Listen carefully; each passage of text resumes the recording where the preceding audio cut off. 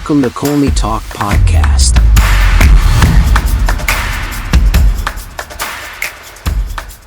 Hello everyone, hope you're doing well. Welcome to another exciting episode of Colney Talk Podcast, your bite-sized breakdown show. I'm your host Alex. First-time listeners, glad to have you here.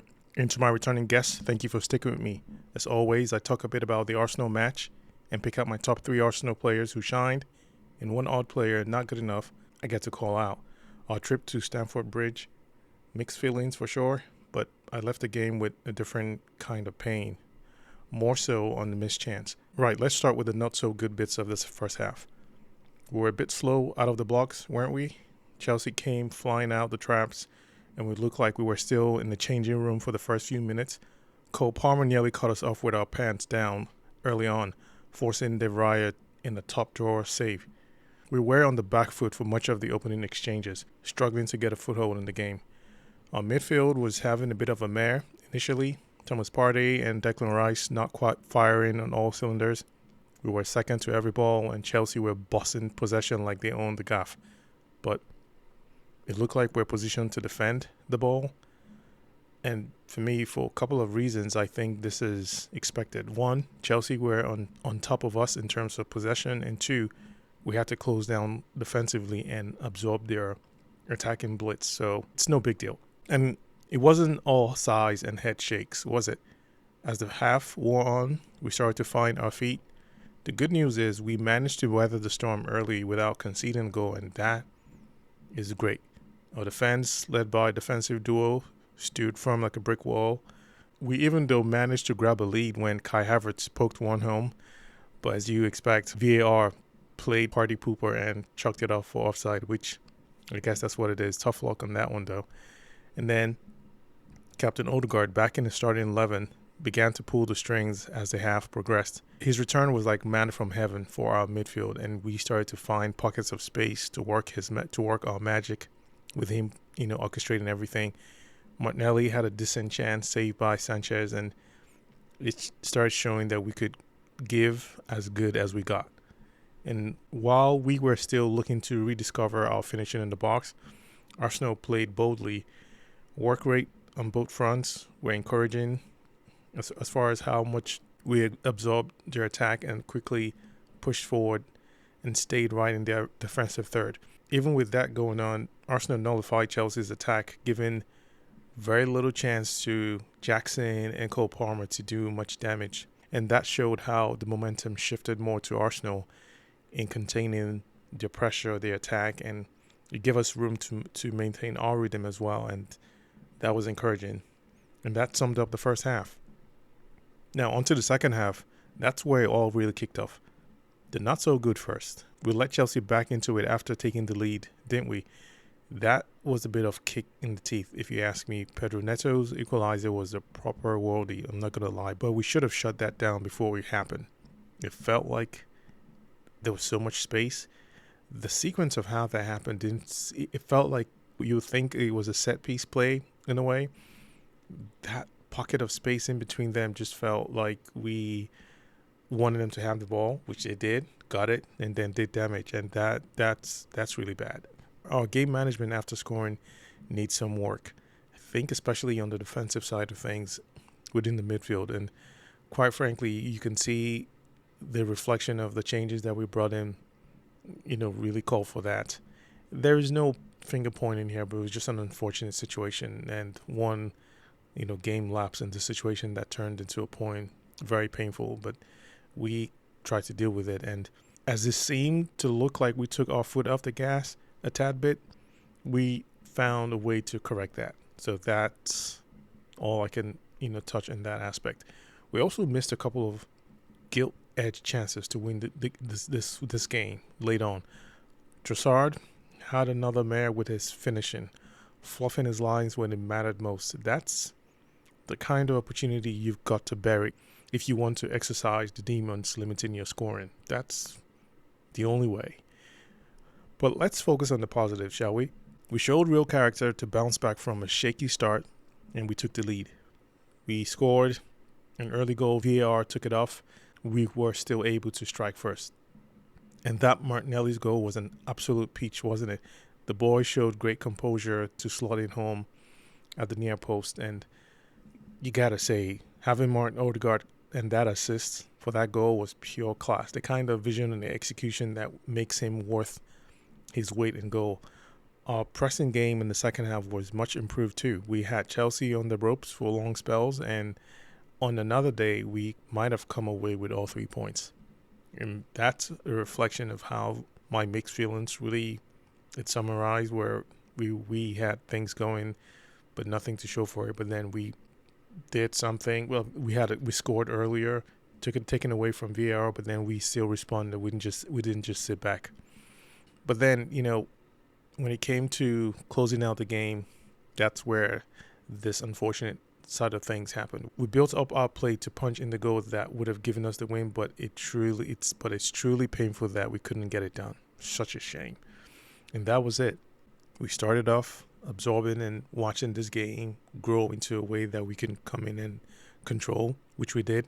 Then it was our turn. We grabbed the game, went forward, scored, but didn't give much room to hold well enough. And even when we needed to, Chelsea already equalized.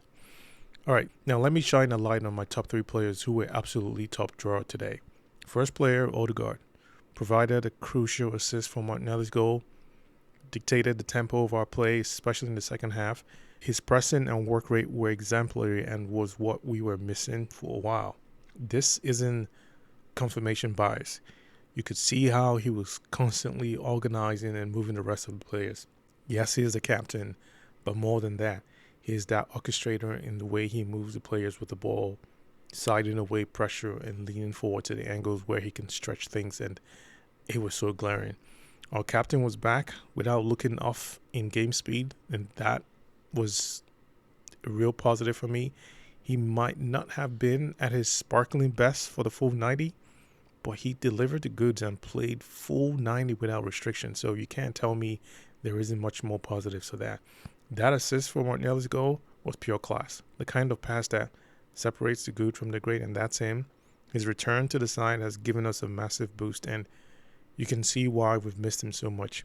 Maybe, just maybe, he's that player to unlock this scoring lull from Trossard, Odegaard, and I just have to throw in Saka for just a few of these games.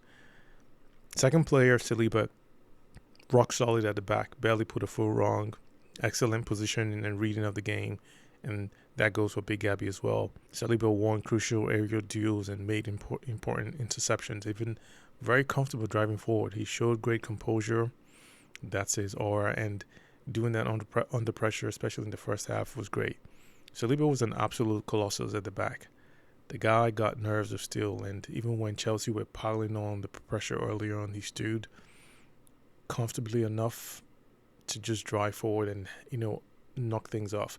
His positioning was spot on, and he made crucial interventions, especially one of those crosses in the box that he had to intercept early on. That kept us in the game. He is one of those defensive players, he's a proper Rolls Royce of a defender that you don't really have much to worry about. So, great game from him.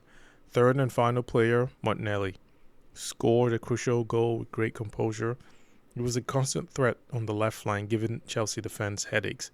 His first shot before the goal, if he curled it a bit more, it could have been in. But he did well. He showed great work rate, tracking back to help defensively.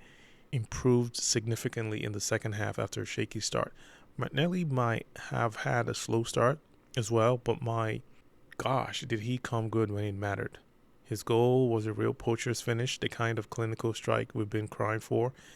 And I think it's safe to say when it comes to games, especially like Chelsea, this is where you see the best out of him, or he has this feeling where he knows he can perform very well on this ground, which I think so far he's been able to do. His work rate, again, was second to none. If I look back on this season and see how things have turned, Martinelli focused a lot of his time on his work rate defensively, and I think that fed into how he would, open things up or unlock some of these, confidence issues that he had going forward. So that is really great. That's good for him. I think that's a formula that these other players would have to follow, i.e. Jesus and Trossard maybe, but it's good that he's got that heart and he's brought that balance back into his feet. So, good for him. Now, as much as I hate to single out anyone, we've got to talk about Trossard. And I'll frame it in a couple of phrases just because he came in as a sub. And with a chance to be the hero, I wish he could have blasted that barn door with more confidence. The late miss was a real sitter. And on another day, I wish it was this game that he did to lift the lid on this scoring drought that he has. He usually scores much sharper than this. So let's just chalk it off to another off day. But coming off as a sub and not doing just these few things, and even under pressure, which I know he can do, it's just quite a disappointment. So I'm just going to leave it that for him. All in all, it was a game of two halves. We showed great character to come back from a shaky start and take the lead, but we will be kicking ourselves. There's plenty to be encouraged about this, though.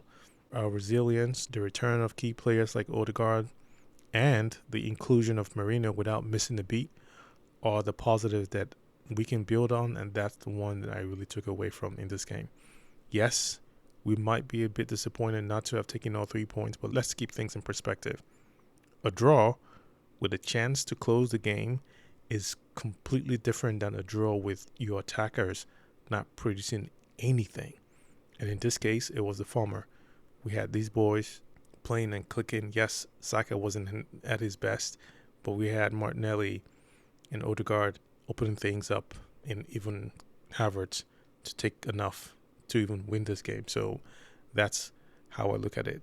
And with a bit more luck, we would have come away with a win because we built it, we created the chances, we handled things well. And if you're looking at how we played overall, it's barely a few things that you can say that were poor.